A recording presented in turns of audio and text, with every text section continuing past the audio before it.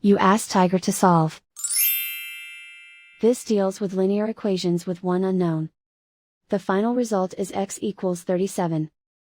Let's solve it step by step. Group all x terms on the left side of the equation. Subtract 2x from both sides. Group like terms. Simplify the arithmetic. Group like terms. Simplify the arithmetic. Group all constants on the right side of the equation. Add 5 to both sides. Simplify the arithmetic.